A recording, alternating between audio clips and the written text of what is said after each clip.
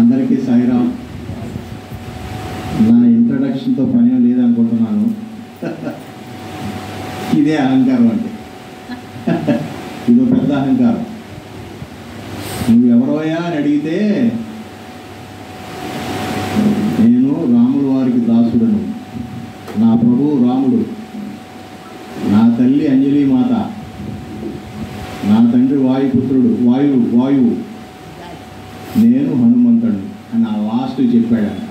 మనం ఏం చేస్తాం? వేదిక ఎక్కగానే I am so and so, MA, PhD, RDO, MRO, రకరకాలైనటువంటి చెప్పుకుంటాం.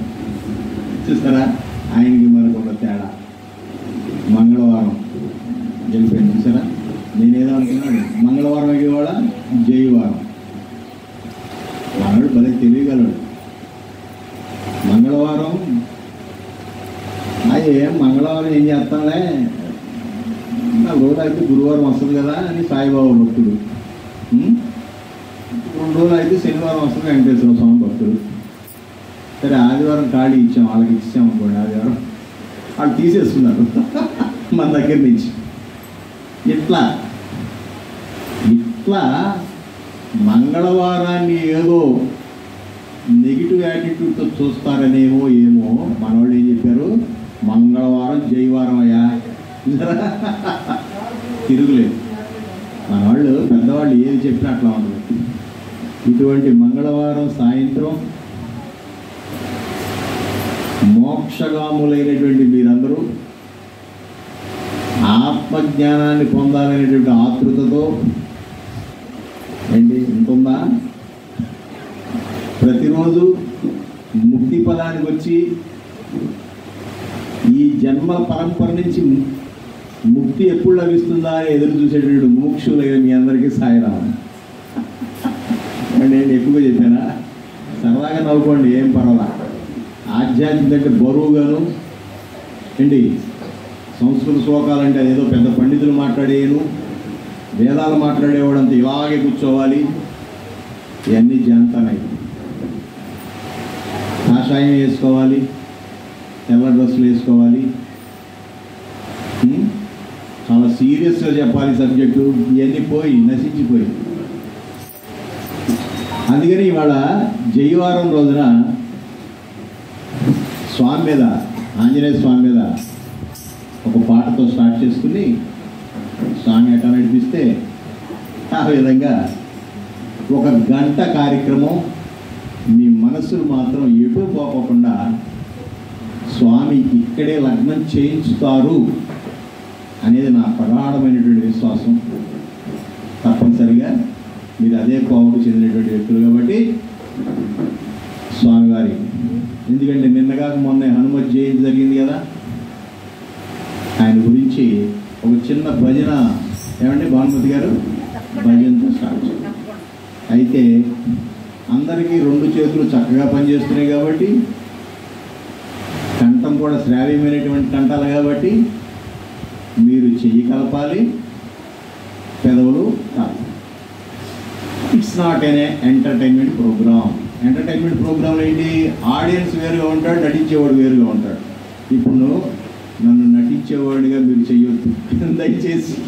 మీరు కూడా ఈ నాటకంలో పాల్పంచుకోవాలి. అంటే ఏం చేయాలి? భజన చేయాలి.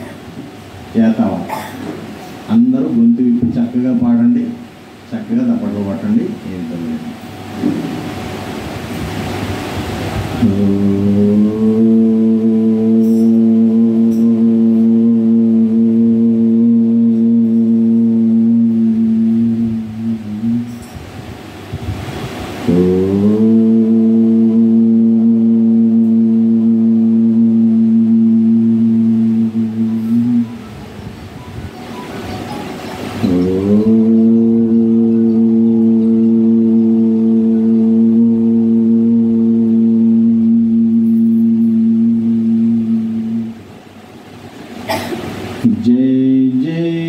हनुमा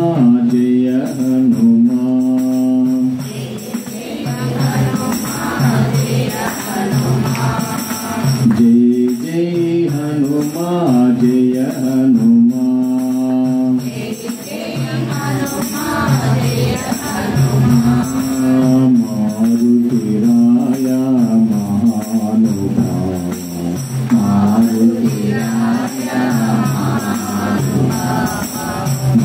మారుతిరాయ మహానుభావ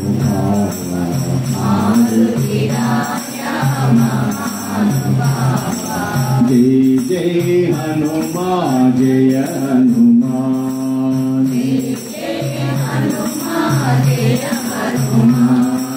అంజని పుత్ర జయ హనుమాన్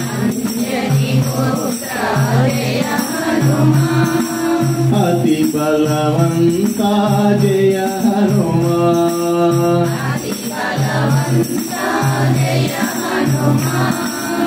అంజని పుత్ర జయ హనుమాన్ అతి బలవంత జయ హనుమాన్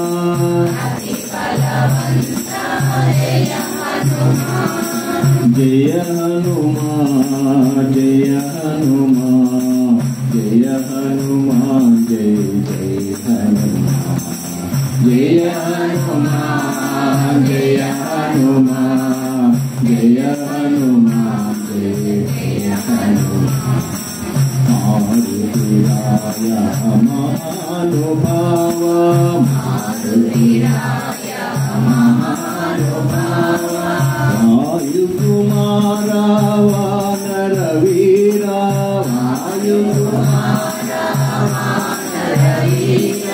వాయుకుమార వానర వీర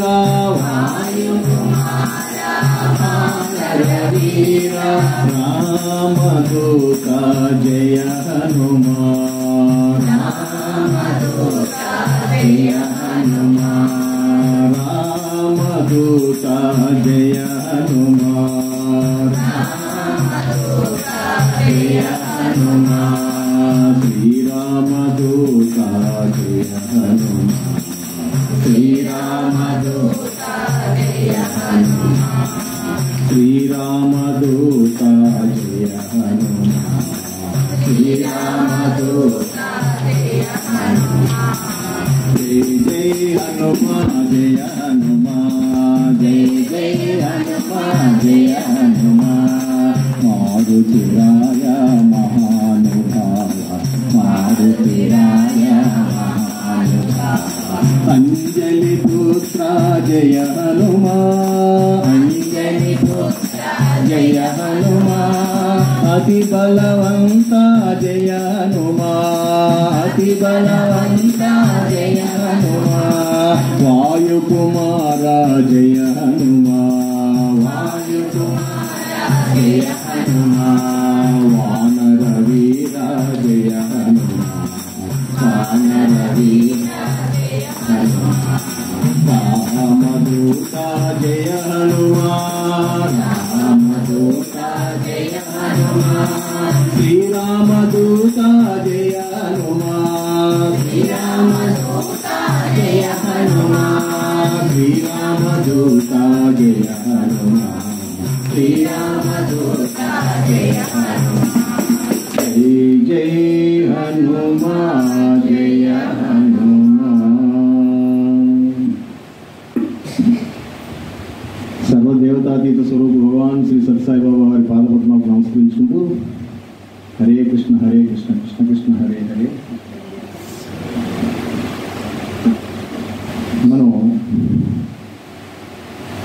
హనుమంతుణ్ణి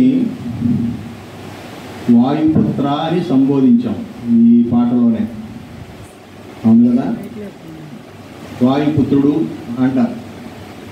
అలాగే మరి ఆయన్ని శివాంశ అని కూడా అంటారు. అంటారా? అన్నా ఆంజనేయుడు శివాంశ అని అంటారా? ఏమో అంటారేమో, అంటారు అంటారు అంటారు. శివుడిని యొక్క అంశాల్లో భైరవుడని, రుద్రుడని, కాలభైరవుడని ఇట్లా రకరకాలైనటువంటి ఒక 7-8 అంశాలు కనబడతాయి. అందులో హనుమంతుడు కూడా ఉన్నాడు ఆ లిస్టులో. ఏమోనా ఉంది, శివాంశ అంటారు. సరే, ఎందుకని వాయుపుత్రుడు అన్నారు, మళ్ళీ శివాంశ అంటున్నారు. శివ అంశ అంటే ఆయన అంశ అంటే ఆయన కుమారుడనే అర్థం కదా. ఓ పక్కన వాయుపుత్రుడు అంటారేంటి, మళ్ళీ శివ పుత్రుడు అంటారేంటి? ఏంటి ఇదేంటి కాంట్రవర్సీ? రాలేదు ఇప్పుడు డౌటింగ్ మాస్టర్ బాగా వచ్చిందా? వచ్చింది. వచ్చి రాగానే మహానుభావులను అడిగితే కొంతమంది పెద్దలు రెఫరెన్స్ చేసి మరీ చెప్పినటువంటి విషయాన్ని మీకు చెప్పబోతున్నాం. భగవాన్ సత్యసాయిబాబా వారు కూడా క్లారిఫై చేశారట. మా సీనియర్ డివోటీస్ కూడా చెప్పినటువంటి విషయాన్ని చెప్తాను. చూసారా, హనుమంతుడు వైపు తిప్పేశాడు మననే. సరే, ఆయన గురించే మాట్లాడుకున్నాం. వాయుపుత్రుడా శివపుత్రుడా? ఈ రెండు కరెక్టేనంట. అదేంటి ఎట్లాగండి అని అంటే, పూర్వం మర్కటాల్లో ఒక శ్రేష్టమైనటువంటి మర్కట రాజు, కోతి జాతుడు, పురంజనుడు. ఆ పేరులో కరెక్షన్ ఉంటే ఉండొచ్చు, రకరకాలుగా రాశారు ఈ పురాణాల్లో. ఇదే ఒకడొక రాస్తాడు, ఇంకొకటి రాస్తాడు, ఈ కొన్ని తేడాలు ఉంటాయి. ఆయన ప్రార్థన చేశాడంట, ఏమని? శివుణ్ణి, నాకు పుత్రుడు కావాలి, పుత్ర సంతానం కావాలి అని ఘోరమైన తపస్సు చేశాడు. శివుడు ప్రత్యక్షం అవుతాడుగా. వెంటనే అయ్యేది శివుడే, వెంటనే అవుతాడు. ఏదైనా వరం కావాలంటే ఇమ్మీడియట్గా ఇచ్చేది ఆయన, వెనక ముందు చూసుకోకుండా. ఆ తర్వాత బాగోగులని వెనకాల విష్ణువు చూసుకుంటాడు. అవును కదా, మనకు తెలుసుగా. భస్మాసురుడికి ఇచ్చేసాడుగా. ఆయన ఏం చేశాడు? చివరికి ఈ నెత్తి మీద పెట్టాడు. ఏం ఆలోచించుకోడు, నా మీద ప్రయోగిస్తారేమో. మరి ఆ హిరణ్యకశిపుడు కూడా ఇచ్చాడుగా. పగలు తాగకూడదు, రాత్రి తాగకూడదు, మధ్యలో తాగకూడదు, ఏదిగా ఆయుధంతో తాగకూడదు, పక్షితో తాగకూడదు. ఇచ్చేసాడుగా. ఎస్ అన్నాడు. మళ్ళీ దాన్ని సరి చేయడానికి విష్ణు ఎన్ని తిప్పబడ్డా. నిజానికి పోర్ట్ఫోలియోస్ ఒకటే ఉన్నది దైవం అక్కడ. ఇట్లా మహానుభావుడు ఆ మర్కటరాజు గారు తపస్సు చేస్తే శివుడు ప్రత్యక్షమయ్యి, నీకు ఆడపిల్లని ఇస్తున్నానయ్యా అన్నాడు. ఇదేంటి మగపిల్లని అడిగితే ఆడపిల్ల ఇస్తాడు స్వామి, ఏంటి పరిస్థితి? కాలక్రమంలో తెలుస్తుంది, నీకు ఆడపిల్లని ఇస్తాను అన్నాడు. ఆ ఫలితంగా ఆ అంజనీదేవి అంటారే, మన 7 కొండల్లో ఒక కొండ పేరు అంజన. అక్కడ కూర్చుని ఆవిడ తపస్సు చేసింది అనేటటువంటి కూడా పురాణ కాల. అంజనీదేవి గారు అప్సరస్సులలో, మనం చెప్పుకుంటాం అప్సరస్సులు 9 మందో 7 మందో 8 మంది సంఖ్య ఉంది. ఆడలో ఒక అప్సరస్ అంట ఈవిడ. ఆవిడ జన్మించింది ఈయన కడుపుని. చాలా అందగత్తేట. ఆ అందానికి మోహితుడైనటువంటి రోజున ఆ కొండ మీద కూర్చుని ఆవిడ ధ్యానం చేసుకుంటూ ఉంటే, ఆవిడ చూసి మోహితుడైనటువంటి వాయువు, పంచభూతాల్లో ఒకడైనటువంటి వాయువు, అంతేగా, పంచభూతాల్లో వాయువు ఒకటి, జలం ఒకటి, అగ్ని ఒకటి, ఇట్లా చెప్తారుగా, భూమి ఒకటి, ఆకాశం ఒకటి అని. వాయువు మోహించి ఆవిడ తెలియకుండా ఆవిడ కౌగులించుకున్నాడు. ఆవిడ మనసు అంటే శారీరకంగా కాదు, గాలి అటు తోలింది అనమాట. ఈయన గాలి అటు తోలింది. చూసారా, ఇది జరిగింది. ఇట్లా జరుగుతుండగా ఆవిడ ధ్యానంలో ఉంటుంది ఆ అంజనాద్రి కొండ మీద. కాలక్రమంలో ఒక రోజున పార్వతీ పరమేశ్వరులు ఇద్దరు ఆకాశ మార్గంలో విహరిస్తూ ఆ కొండ మీదకి చూశారు. అక్కడ 2 మర్కటములు అంటే కోతులు క్రీడిస్తూ ఉన్నాయి. వాటి దాంపత్యాలు చేసుకుంటూ ఉన్నాయి స్వేచ్ఛగా. పార్వతీమాత గారు చూసి, సృష్టిలో అన్ని జీవులు చాలా స్వేచ్ఛగా ఉంటున్నాయి, ఆహా ఈ కొండ ఎంత ఆహ్లాదకరంగా ఉంది, మనం కూడా ఇక్కడ కాసేపు కూర్చుని సేద తీద్దామా అని ఆవిడ అంటాం. శివుడు ఓకే అంటాం. ఆ రకంగా ఆ ఆహ్లాదకరమైనటువంటి ఆ కొండ మీద వారిద్దరూ ఎంతో ముచ్చటగా, ఎందుకంటే దాంపత్య జీవితానికి కానీ కుటుంబ జీవితానికి కానీ మనం శివుడిని ఉదాహరణగా తీసుకోవచ్చు. శివుడికి పార్వతి అంటే పార్వతే, ఇంకో 2 పార్వతులు లేవు, 3వ పార్వతి లేవు, 4వ ఇళ్ళు లేవు, 5వ ఇళ్ళు లేవు, 2వ ఇల్లు అసలు లేనే లేదు. చూసారా, పైగా ఆయన కుటుంబం ఉంది, బ్రహ్మాండ కుటుంబం, అద్భుతమైనటువంటి కుటుంబం, 2 పుత్రులు. సరే, 2 పుత్రులు, భార్య, ఆయన ఎప్పుడు కలిసే ఉంటారు. వాళ్ళ వాహనాలు డిఫరెంట్గా ఉంటాయి, మళ్ళీ ఆ వాహనాలు పడవు. తెలుసుగా ఆయన వాహనం? చెప్పండి, ఆయన వాహనం ఏంటి? వృషభం, అంతేగా. ఆయన ఎదురికి వస్తాడు శివుడు. పార్వతి అమ్మవారి వాహనం తినపట్ల, అది సింహం. సింహానికి ఈ ఎద్దుకి పడుతుందా? తినేద్దామని వస్తుంది. ఈయన మెడలో పాము ఉందంట. ఈ వినాయకుడు వారి ఆ వాహనం ఏంటి? ఎలుక. ఇది ఎప్పుడు తినేద్దామని చూస్తుందంట పాము. అవునా? అట్లాగే పాముని ఎప్పుడు తినేద్దాం అనుకుంటుందంట నెమలి. అదేమో కుమారస్వామి గారి వాహనం. ఇన్ని వైరుధ్యాలు ఉన్నటువంటి కుటుంబంలో కలిసి ఉన్నటువంటి కుటుంబం ఏదైనా ఉందంటే శివ కుటుంబమే. కదా, బాగుంది కదా, బాగా చెప్పారు కదా. ఎవరో పెద్దలు చెప్పి మీకు చెప్పాను, నా నాలెడ్జ్ కాదు ఇది.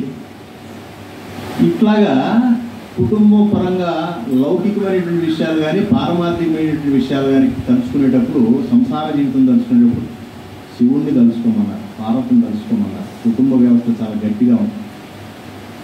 ఎవరి అభిప్రాయాలు వాళ్ళకు ఉన్నప్పటికీ కుటుంబం యావత్తు ఒక యూనిటీగా ఉండేటటువంటి సాంప్రదాయం ఉన్నటువంటి విధానం. ఎవరికెవరి అలిగి పారిపోవటాలు లేవు, అలిగి వెళ్ళిపోవటాలు లేవు. అమ్మవారు అలిగితే అయ్యవారు ఎంత గొప్పగా ప్రార్థన చేసి మరీ ఆవిడని జాగ్రత్తగా తెచ్చుకుంటాడో శివపురాణం చదివితే ఆశ్చర్యంగా. శివుడంతటి వాడు, అమ్మవారు అలిగి ఎక్కడికన్నా వెళితే శివుడు ఎవరికన్నా వరాలు ఇచ్చేసి ఆయన పొట్టలో దాక్కున్నాడుగా. ఎవరో పొట్ట చీల్చి మరీ తెస్తాం వినాయక కథల్లో. ఆ ముల్లోకాలు ఎత్తిన ఎక్కడ కనపడలేదంట శివుడు. ఈయన ఎక్కడికి వెళ్ళిపోయాడు నా నాథుడు అని చెప్పేసి అన్ని లోకాలు ఎత్తేస్తా ఉంది. పోతే పోయాడు, రేపు వెళ్ళి వస్తాడు అనుకోవాలి. మనకు వెళ్ళి సరదాగా అంటున్నా, నవ్వుకోవాలి బా, నవ్వండి, ఏం పర్వాలా, సీరియస్ అంతా పాపండేగా. ఇట్లాగా శివ కుటుంబం అంత గొప్ప.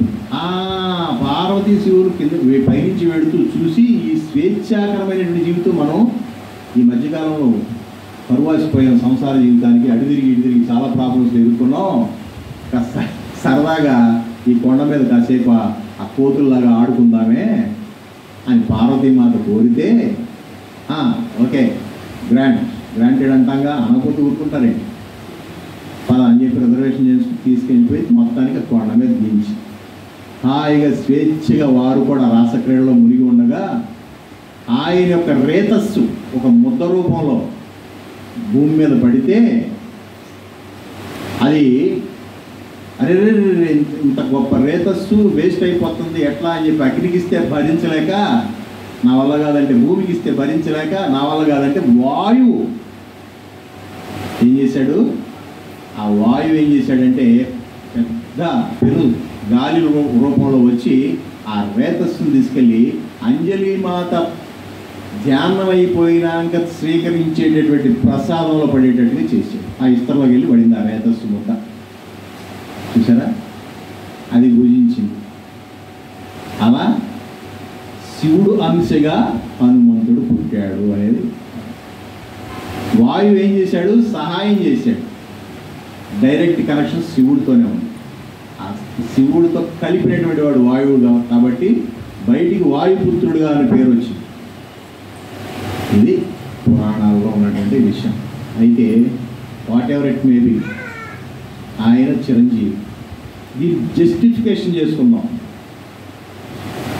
శివుడు అంశి అంటానికి జస్టిఫికేషన్ ఏమిటి? మనం సమాధాన పడాలిగా, ఊరికి చెప్పేది ఎట్లా? జస్టిఫికేషన్ ఏంటంటే, నిజంగా వాయుపుత్రుడే ఉన్నట్టే.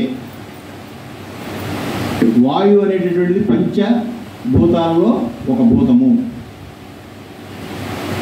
పంచభూతాలతో సహా మొత్తం యావత్ సృష్టి అంతా కూడా కాలంలో కలిసిపోవలసిందే. యుగ అంతమయ్యేటప్పుడు మొత్తం శూన్యమే మిగులు తప్ప వాయువు కూడా ఉండదు, అగ్ని ఉండదు, భూమి ఉండదు, జలము ఉండదు, ప్రాణం ఉండదు, చెట్లు ఉండవు, పుట్లు ఉండవు. అటువంటి అశాశ్వతమైనటువంటి వాయువుకి జన్మించాడు అని అంటే కనుక కాదు అని చెప్పవచ్చు. వాయువు తోడ్పడ్డాడు అంతే.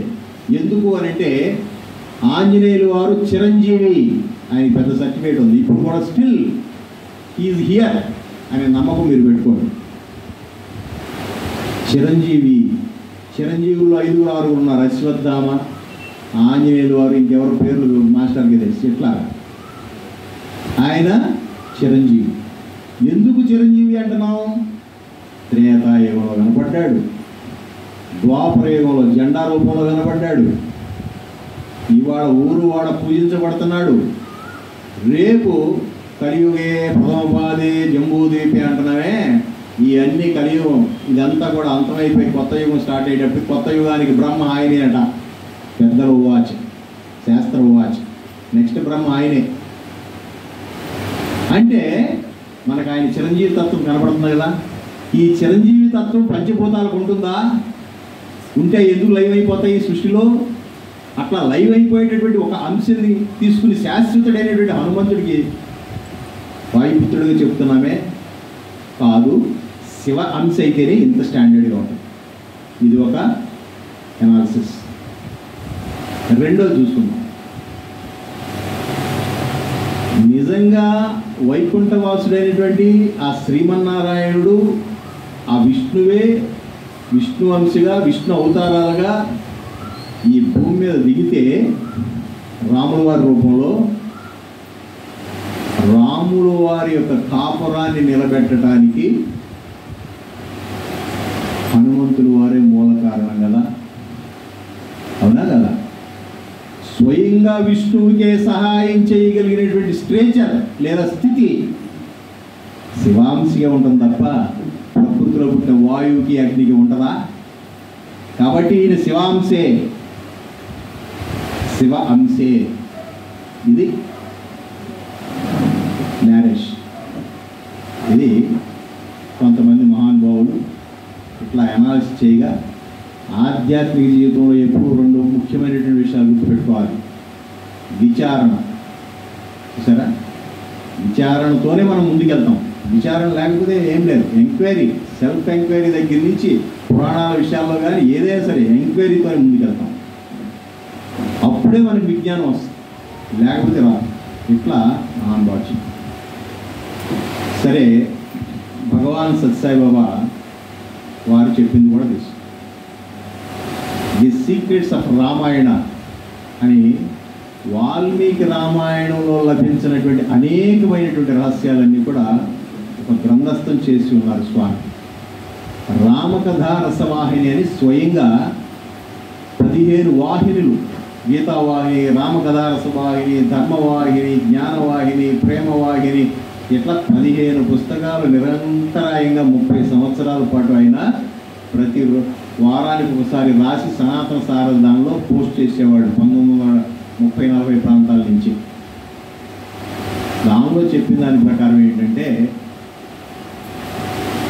ఆనాడు దశరథ మహారాజుకి పిల్లలు లేదు, తెలిసిన విషయమేగా. ఆయనకి 3 భార్యలు అన్న విషయం కూడా తెలుసుగా మనకి. ఉపరాణులు కూడా చాలామంది ఉన్నారు, 3000 మంది అంటారు. ఎవరి పంట పంట. అప్పుడు ఆయన ఏదో యాగం చేసాడు. ఏం యాగం అండి? ఏంటిది? ఏదో మొత్తం కాదు, పుత్ర సంతానం కోసం చేసేటటువంటి పుత్రకామేష్టి యాగం. ఏమైతే మొత్తానికి సంతానం కోసం తెప్పలు పడ్డాడు. అవునా?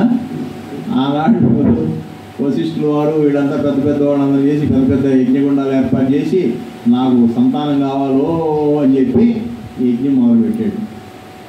ఆ యజ్ఞ పురుషుడు 3 పాత్రలతో బయటకు వచ్చాడు.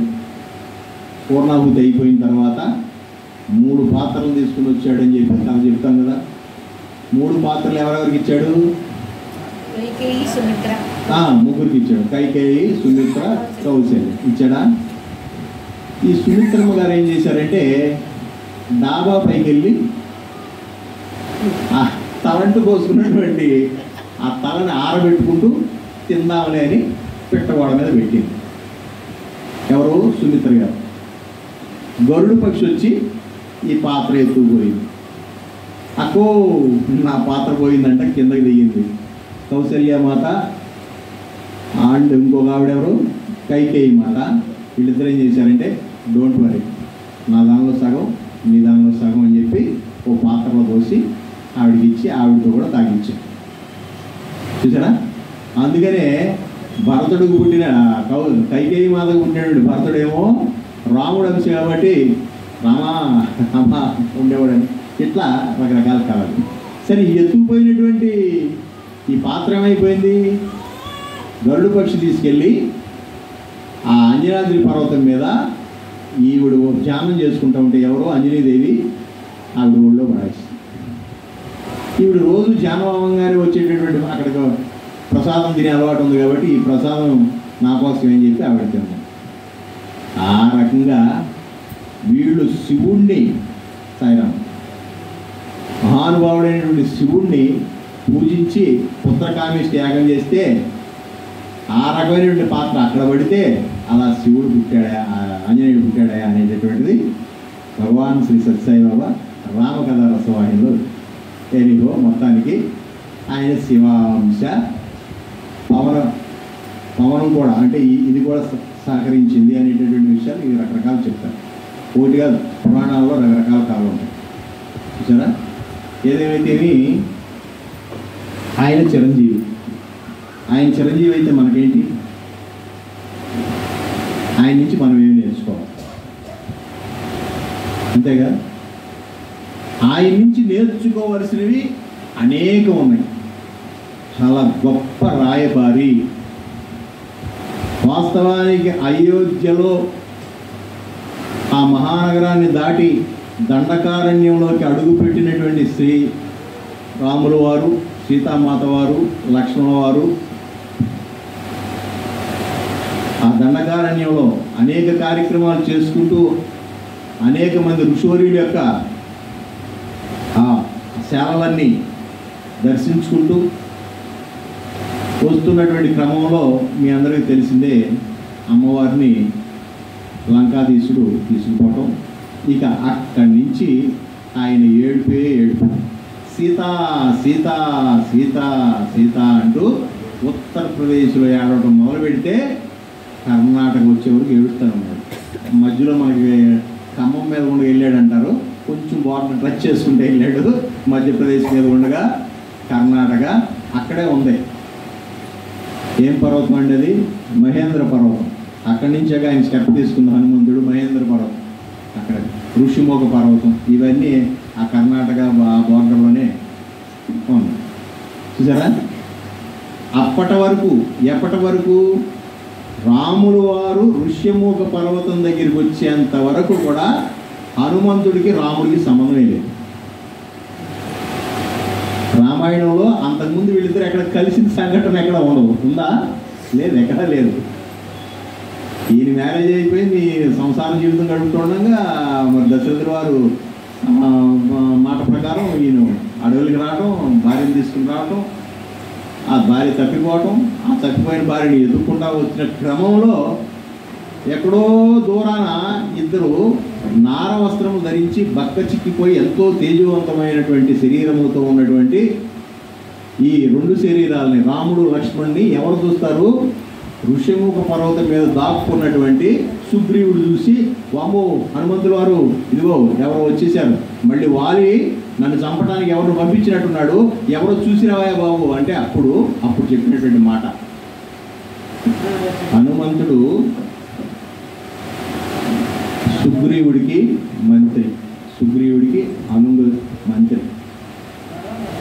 అలా చెప్తాడు తెలుసండి. ఎందుకు కంగారు పడతారు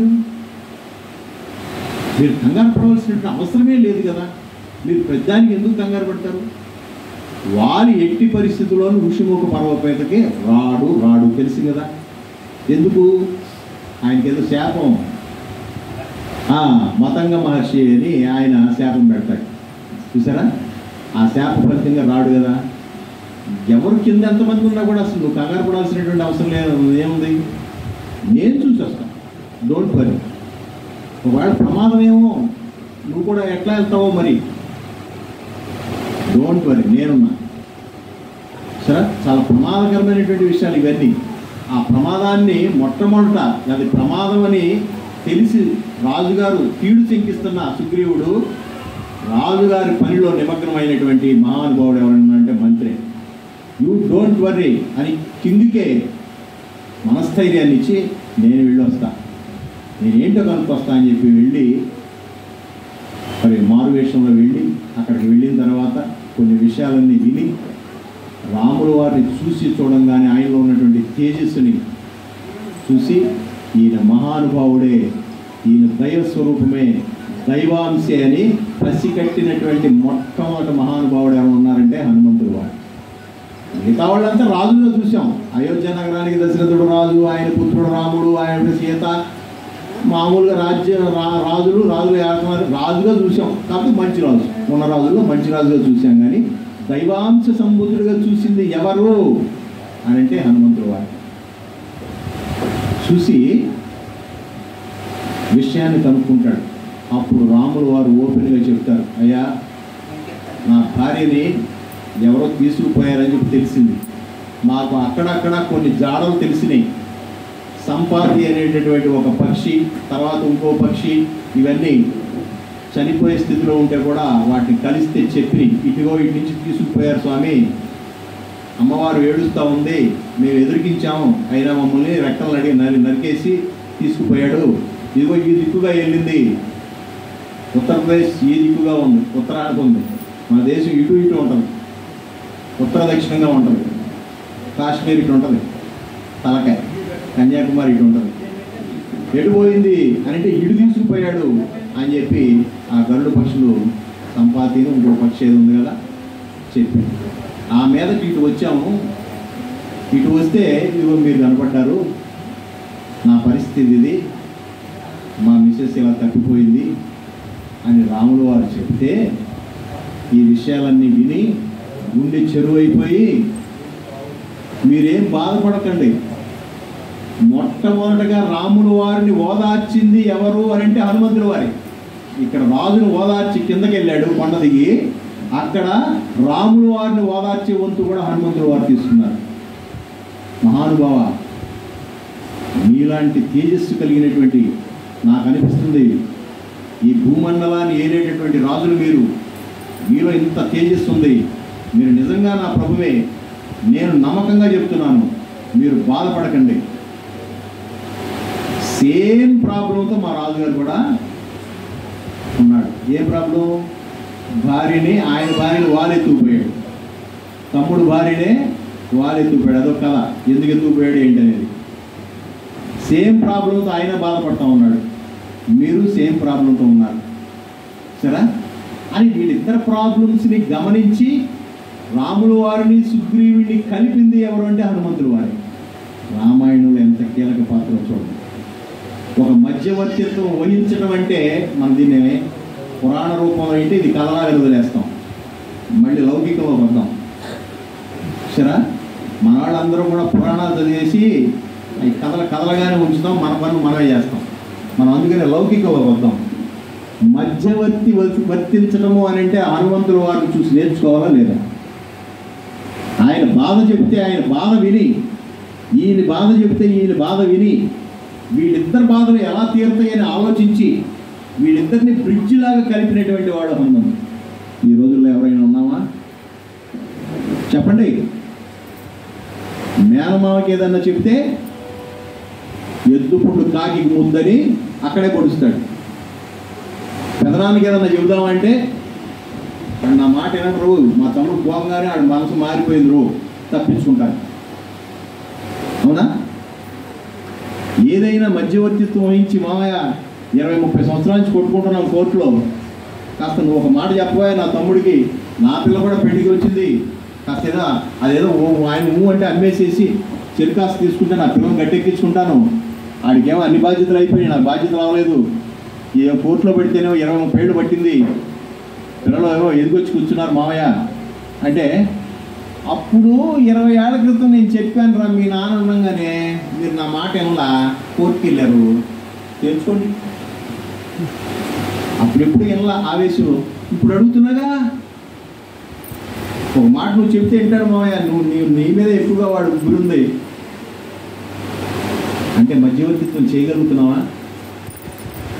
ఒకవేళ ఏదైనా ఒక ముందు ఒక స్టెప్ వేసుకుందాం, నాకు ముందుకెళ్ళి ఏదైనా మాట్లాడదామంటే గుర్తవయా నీకెందుకు వెళ్ళాలి ఏమంటది గుర్తవయా. సో జరిగినందుకు తెలుసు చూద్దాంలే, కంగారే ఉంది. ఆడమ్మ కూడా ఆడాడుంటాను, నువ్వు కదా పుడికిలాగా వెళ్తావేంటి? ఎంతమంది లేడీస్ వెనక లాగలేదు విషయాలని, గుండెల మీద చేసుకోవాలి, హనుమంతుని చూసి నేర్చుకోవాలి. Is a great ambassador. చూసారా ఎంత హృదయం కలిగినటువంటి వాడు అంటే మహానుభావుడు. వీళ్ళిద్దరు యొక్క ప్రాబ్లం సేమ్ ప్రాబ్లం అని గమనించి మీరు ఇక్కడ నుంచోడు, మీ ప్రాబ్లం సాల్వ్ అయ్యేటటువంటి మార్గం నాకు కనపడింది అని ఆనాడే కాంక్రీట్గా ప్రభు అయినటువంటి శ్రీరామచంద్రుడికి ధైర్యాన్ని చెప్పి మళ్ళీ కొండ మీదకి వెళ్ళి మీరేం కంగారు పడాల్సినటువంటి అవసరం లేదు, సుగ్రీవ మహారాజా వచ్చింది ఎవరో కాదు, మహానుభావుడైన మానవ రూపంలో ఉన్నటువంటి మహానుభావుడు, ఆయనకి ఈ సమస్య ఉంది, మనకేం ప్రాబ్లం తెచ్చిపెట్టే వ్యక్తి కాదు, కాబట్టి మీ ఇద్దరికి మీటింగ్ అరేంజ్ చేయమంటారా? గుడిగిని మరి వెంటనే తీసుకెళ్ళా పైకి, మీటింగ్ అరేంజ్ చేయమంటారా అని సుగ్రీవుడి యొక్క మంత్రి కాబట్టి సుగ్రీవుడి యొక్క ఆజ్ఞ తీసుకుని ప్రభు అయినటువంటి శ్రీరామచంద్రుడిని లక్ష్మణుని తోడుకొని ఋషిముఖ పర్వం మీద తీసుకెళ్ళి మీటింగ్ ఏర్పాటు చేసినటువంటి మహానుభావుడు. ఇప్పుడు మీరు మాట్లాడుకోండి, మీ సమస్యలు మీరు మాట్లాడుకోండి అని చక్కగా సైలెంట్గా పక్కన కూర్చున్నాడు, ఏమీ తెలియనట్టు. రామాయణం అక్కడి నుంచి ఊపందుకుంది. 10 నెలల పాటు ఏడుస్తూ ఏడుస్తూ ఏడుస్తూ ఏడుస్తూ ఉన్నాడు రాముల వారు. వేసవికాలం దాటిపోయింది, శీతాకాలం దాటిపోయింది, వర్షాకాలం వచ్చింది, వామ్మో ఏమైపోయిందో నా భార్య అని ఏడుస్తూనే ఉన్నాడు. దానికి సొల్యూషన్ దొరికేటటువంటి మార్గాన్ని హనుమంతుల వారు సుగమం చేశారు. వీళ్ళిద్దరు మాట్లాడుకున్నారు, ఏం జరిగింది నాయన సుగ్రీవా అని ప్రభు రామచంద్రుడు అడిగారు. చెప్పాడు ఆయనంతా. ఏదో ఒక రాక్షసుడు, వాళ్ళిద్దరు కొట్టుకుంటున్నారు, ఆ రాక్షసుడు చాలా ఉన్మాది, వాడు ఏంటంటే సముద్రుడే ఛాలెంజ్ చేశాడు, నాతో యుద్ధానికి వస్తావా అని. నా వల్ల కాదు అని అంటే భూమితో ఛాలెంజ్ చేశాడు. నా వల్ల కాదు అని అంటే మేరు పర్వతంతో ఛాలెంజ్ చేశాడు ఆ రాక్షసుడు. ఆ మేరు పర్వతం చెప్పిందంట, లేదు సుగ్రీవుడు అని ఒక వాలి అని ఆయన ఉన్నాడు, చాలా బలవంతుడు, ఇప్పటికే చాలామందిని గిరగిరా తిప్పి సముద్రంలో కలిపేశాడు, అంత బలవంతుడు, నీకు ఆయనే చూడకుళ్ళు, కాబట్టి నీ యుద్ధ ఉన్మాదం ఉంది, అది ఆయనతో తీర్చుకో అని చెప్తే వాలిని వచ్చి నువ్వు నాతో యుద్ధం చేస్తావా ఛాలెంజ్ అంటే రెచ్చగొడితే, వాలి చాలా బలవంతుడు, ఆయనకున్నటువంటి శక్తులు అపారమైనటువంటి శక్తులు, ఆయనకున్నటువంటి వరబలం ఏంటంటే ఎదురు శత్రువుల దగ్గర నుంచి 50% 50% శక్తులు లాగేసినటువంటి శక్తి ఉంది. కాబట్టి కమాన్ అని చెప్పి యుద్ధాన్ని కాల్పర్ చేశారు. వాళ్ళిద్దరు కొట్టుకుంటా గుహలోకి వెళ్ళిపోయి కొన్ని నెలల పాటు కొట్టుకుంటా ఉన్నారు. చివరికి రక్తం స్రావం అయిపోయి వచ్చేసింది. ఇద్దరు కొట్టుకుని చచ్చిపోయి ఉంటారనుకుని చెప్పేసి మేము ఆ కొండ గుహకి అడ్డు పెట్టేసేసి పోయారు కదా అని చెప్పి మేము దినవార కారణం అన్నీ చేసాము. ఆ దిగులతో నేనుంటే రాజు లేనిటువంటి రాజ్యం ఎట్లా ఉంటాను కుదరదు, నువ్వు తప్పనిసరిగా రాజు అవ్వాల్సిందే, మీ అన్నయ్య పోతే నువ్వేమైపోయావు, నువ్వు ఉన్నావు కదా, ధైర్యం తెచ్చుకో అని చెప్పి ఈ అంగదుడు నీలుడు వీళ్ళంతా కూడా నన్ను రాజుని చేశారు. రాజుని చేసిన తెల్లారికి లేచి వచ్చాడు వాలి. వచ్చి ఎరా నేను బతుకున్నాగానే నన్ను సమాధి చేసేసి నా రాజ్యాన్ని ఆక్యుపై చేసుకుంటావా అని చెప్పి ముందు వెనక ఆలోచించకుండా జరిగింది ఏంటో వినుకోకుండా ఈయన సుగ్రీవుడే తప్పు చేశాడనేటటువంటి భావంతో సుగ్రీవుని చంపడానికి వెళ్ళాడు. కాబట్టే సుగ్రీవుడు పారిపోయి అక్కడ కూర్చున్నాడు. పోతా మొత్తం సుగ్రీవుడు ఆస్తిపాస్తులు రాజ్యాన్ని ఆయన గారి భార్య మండి కూడా ఎత్తుకుపోయాడు వాలి. ఇది నా సమస్య, నా భార్య లేనటువంటి జీవితం, నా రాజ్యం లేనటువంటి జీవితం, అధర్మయుతంగా నా అన్నయ్య లాగేసుకున్నాడు, ఇదని చెప్పి ఆయన స్టోరీ ఆయన చెప్పి సరే ఈయన స్టోరీ ఎట్లాగో హనుమంతుల వారు చెప్పేశారు. అప్పుడు వీళ్ళిద్దరూ ఒక అగ్రిమెంట్కి వచ్చారు. సాయిరామ్ ఒక అగ్రిమెంట్కి వచ్చారు. ఏమిటా అగ్రిమెంటు? ఇద్దరు పేపర్లో రాస్తున్నారు దస్తావేజు, నువ్వు నా సహాయం చేయాలి, నేను నీ సహాయం చేస్తాను. ఇద్దరిది సేమ్ ప్రాబ్లం. సుగ్రీవా ఇదే మాట, రామచంద్రుల వారు మాట ఇస్తున్నాడు, లక్ష్మణుడు సాక్షిగా, ఇదిగో ఇక్కడ ఉన్నటువంటి బంటుల సాక్షిగా, నీ శ్రీమతి గారు అలాగే నీ రాజ్యాన్ని ఇప్పించే బాధ్యత నాది. వాళ్ళని ఇంత అధర్మపరుడైనటువంటి వాళ్ళని ఒకవేళ రాజ్యాన్ని లాక్కుని వదిలేసినా నేను ఊరుకునేవాడిని. భార్యను కూడా తీసుకెళ్లేటటువంటి దౌర్భాగ్యమైనటువంటి స్థితిలోకి వచ్చాడంటే ఇది ధర్మం ఎంత నశించిపోయింది. ధర్మాన్ని నిలబెట్టడానికి వచ్చాడు కాబట్టి శ్రీరామచంద్రుడు వారు ఆ ఓత్తు తీసుకున్నాడు, ఆ ప్రమాణం ఇచ్చేసాడు. అంతే, నేను తప్పనిసరిగా రక్షిస్తా అనేటప్పుడు వెంటనే సుగ్రీవుడు లేచి, అయ్యా నాకు ఈ మేలు చేసి పెడతా అన్నారు కాబట్టి నేను కూడా ఒక మాట ఇస్తున్నా. అమ్మవారి భూమండలంలో ఎక్కడ ఉన్నా కూడా కనిపెట్టేటటువంటి బాధ్యత నాది. ఎక్కడున్నా కూడా గూఢాచారిలాగా పనిచేసి నేను అంతా వెతికి అలా చోట ఉన్నది, అదే సీత అన్వేషణ భారం నాది, తెచ్చుకునే భారం నీది. అన్వేషణ భారం నాది అంటే చాలు, ఇట్స్ ఎనఫ్, అదొకటి చాలు. ఎందుకంటే మర్కటాలు కదా, ఎగిరి ఎక్కడికైనా వెళ్ళిపోగలం, అదొకటి చాలు అన్నప్పుడు ఆ రకంగా ఆంజనేయులు వారు కుదిర్చినటువంటి అగ్రిమెంటుతో సుగ్రీవుడు రామచంద్ర ప్రభు కలిసి ఈ కార్యక్రమాలన్నీ చేస్తే సరే, కాలక్రమంలో వాలిని వధిస్తాడు, రాజ్యాన్ని అప్పచెప్తాడు, వెళ్తుంది. తర్వాత వంతు సుగ్రీవుడు వంతు అమ్మవారిని అన్వేషించాలి. ఈ అన్వేషించడానికి లేట్ చేస్తూ ఉంటాడు, 5-6 నెలలు గడిచిపోతుంది. లక్ష్మణుడు కోపగిస్తాడు, కాదు ఇది వర్షాకాలం కదా అందుకని మేము ఆగాము, మక్కట వర్షంలో తడిస్తే ఏ కోతి ఎక్కడికి పోదు, దాక్కుంటుంది, అందుకని ఎతకరైళ్ళు కొంచెం కాస్త వర్షాకాలం ప్రజలను మొదలుపెడదామని తప్ప వేరే ఏం కాదంటారు. మొత్తానికి సుగ్రీవుడు ఒక రోజు మొత్తాన్ని వానర సైన్యాన్ని మొత్తాన్ని పిలిచి కూర్చోబెట్టి, మీరు గనక అమ్మవారిని చూడకోకుండా అన్వేషించుకోకుండా కనుక నా కంట పడితే మీ కంట ప్రాణాలు ఉండవు, ఇదే నా ఆజ్ఞ. నా బంటులైనటువంటి ప్రతి మర్కటం కూడా అన్ని భూమండలానికి 4 దిక్కుల వైపు వెళ్ళి మీరు వెతకండి, పండి, మీరు ఈ తూర్పుకి వెళ్ళండి, మీరు దక్షిణానికి వెళ్ళండి, ఉత్తరానికి వెళ్ళండి అని చెప్పి అలాట్ చేసి, ఇక ఈ మర్కటాలన్నీ అమ్మవారిని ఎత్తికే క్రమంలో ఆనాయాగి తిరిగి చాలా ఆధారాలు సంపాదించి చివరికి ఆధారాలను తీసుకొచ్చి హనుమంతుల వారికి చెప్పటం. మరి అక్కడ ఉన్న పెద్దలంతా కూడా అమ్మవారు తెలివిగా ఏం చేసింది, ఆవిడ పోతూ ఉండగా ఆవిడ ఆభరణాలు అక్కడ ఒకటి వదులుకుంటా వెళ్ళింది. దాన్ని బట్టి కూడా దిక్కు తెలిసింది. చూసారా, దక్షిణం దిక్కు అని తేలిపోయింది. ఇక దక్షిణ దిక్కు ఏముంది, తూర్పు దిక్కున ఏముంది, అబ్బో ఉత్తర దిక్కున ఏముంది, అబ్బో పర్వతాలు ఉన్నాయి, ఆ చివరి వరకు వెళ్ళిపోయింది, ఈ చివరి వరకు వెళ్ళిపోయాం. ఈ చివరికి దక్షిణ దిక్కులో ఏముంది అంటే సముద్రమే ఉంది. అంటే ఈ లోపల లేదు అంటే ఏదైనా కానీ సముద్రం లోపల లేదా దీవుల్లోనూ లేదా సముద్రం అవతల ఉండాలి అని నిర్ణయించుకున్నారు. ఆ రకంగా నిర్ధారణ జరిగింది అమ్మవారు ఏ దిక్కున ఉన్నది అని. చూసారా, సరే ఇక్కడ హనుమంతుల వారి పాత్ర మళ్ళీ ఎంటర్ అవుతుంది. అప్పటికే కురువృద్ధుడైనటువంటి జాంబవంతుడు ఉన్నాళ్ళలో వృద్ధుడు, సీనియర్ మోస్ట్, ఏం చేయాలి ఈ కార్యక్రమాన్ని, ఎట్లా నెరవేర్చాలి అని చెప్పేసి ఆయన చింతపజెందుతున్నాడు. నలుడు, నీరుడు, ఇంకెవరో ఉన్నారు, అంగదుడు, ఇలాంటి మహానుభావులంతా ఒక ఆయన అంటాడు, ఈ సముద్రం అవతలకి వెళ్ళాలంటే వెళ్ళటం అయితే వెళ్ళగలనేమో కానీ తిరిగి రాగల శక్తి నా దగ్గర ఉంటుందో లేదో డౌటే అని ఒక ఆయన. నేను వృద్ధుడు అయిపోయాను కదా, మళ్ళీ నాకు ఇబ్బంది పడతాను మధ్యలో అని చెప్పి జాంబవంతుడు. ఇట్లా యువరాజు అంగదుడు ఉన్నాడు కదా, అప్పుడు ఆయన నేను వెళ్ళమంటే వెళ్తా, చూస్తా, ఆ వార్తను తీసుకొచ్చేంత శక్తి నాకు ఉందో లేదో వెనక్కి తిరిగి వచ్చాడు. అంటే అక్కడ ఏం జరుగుతుందో, నేను వాళ్ళందరినీ ఎదిరిగించి లంకానగర వాసులను ఎదిరిగించి రావడం అంటే అక్కడ రాక్షసులు ఉన్నది.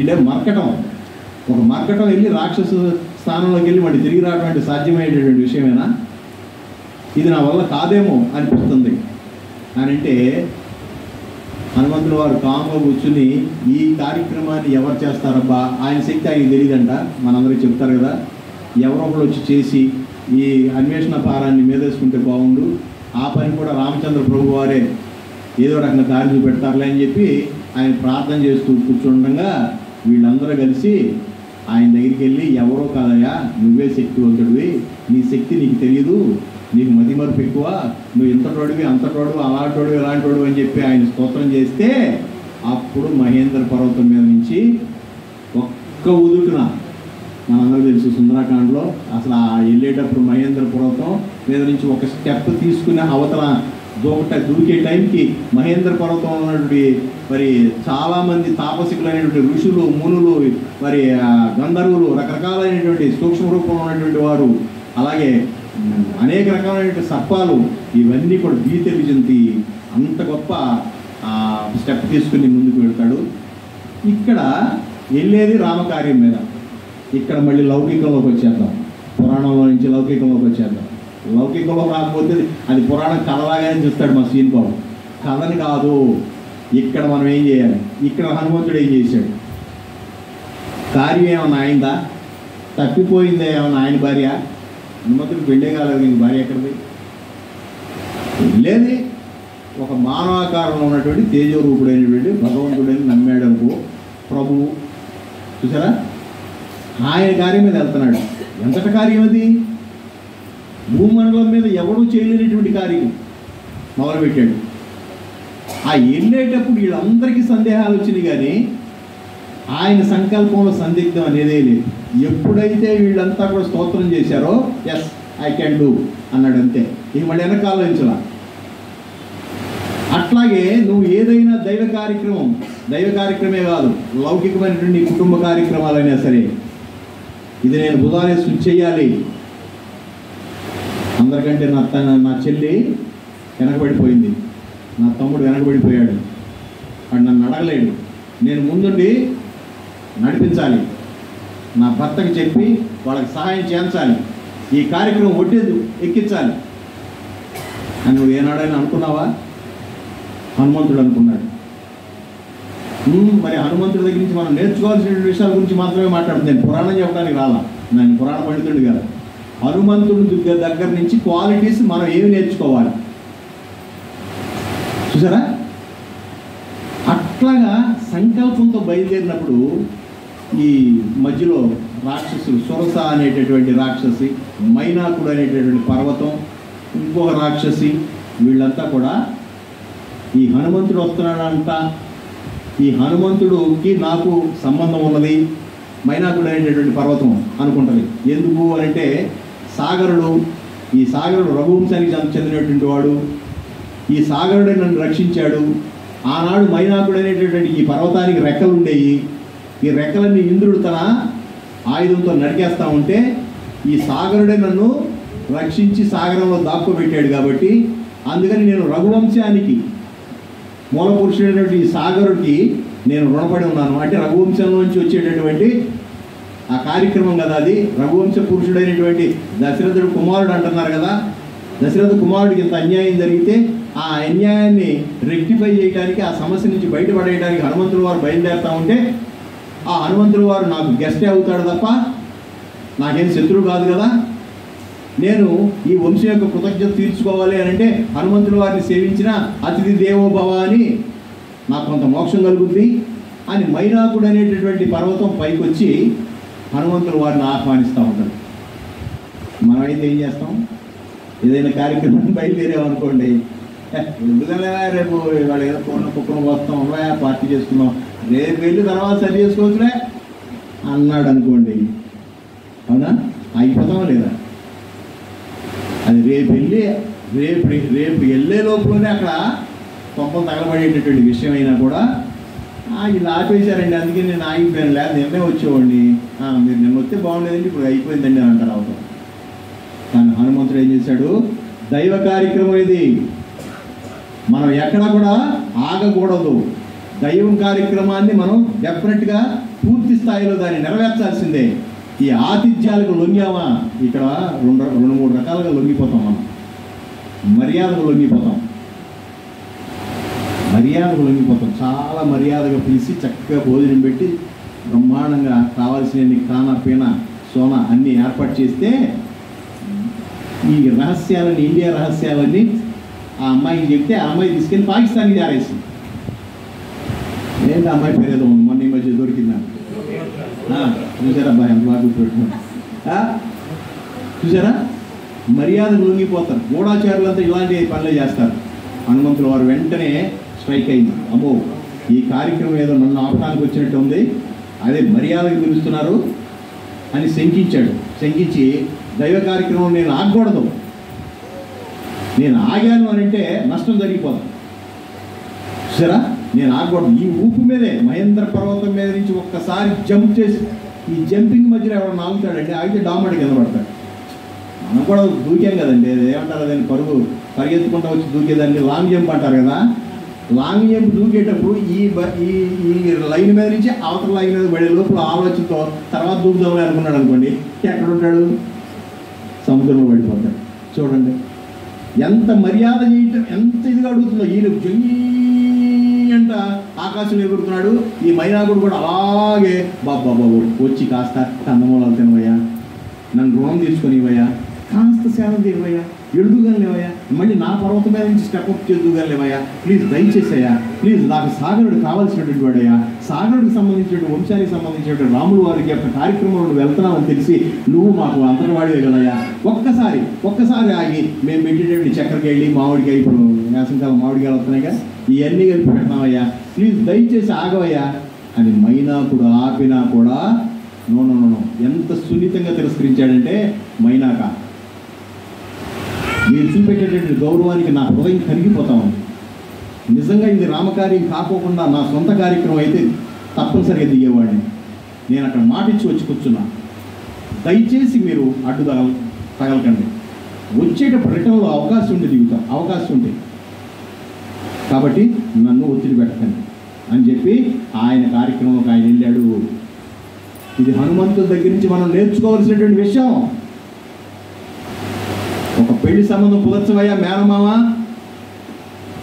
దయచేసి నువ్వు వెళ్ళి నా 4 మాటలు చెప్తే అక్కడ పని అయ్యేటట్టు ఉంది అని చెప్పి మద్రాసుకు మనం పంపిస్తే మధ్యలో విజయవాడలో ఒక ఆయన ఫ్రెండ్ కనపడి, రేపు నేను కూడా వస్తున్నాను లేవయ్యా, ఒక కంగారే ఉంది అని స్టేషన్కి వచ్చి ఈయన దించేసి వీళ్ళిద్దరు కలిసి పార్టీలు చేసుకుని రేపు ఎల్లుండో తీరికి వెళ్ళి మద్రాసు వెళ్ళి ఆ సంబంధం కుదురుద్దామని వెళ్తే అయిపోయిందండి, నిన్నే కుదిరిపోయిందండి అన్నారు. చూసారా, ఏమైనా మనకి ఆయనకి ఏమైనా పోలికలు ఉన్నాయా? మన సొంత కార్యక్రమం అయితే గబగబ పరిగెత్తావా, వేరే వాళ్ళ కార్యక్రమం అయితే నువ్వు పరిగెత్తవా? మరి అలా చేశాడు హనుమంతుడు.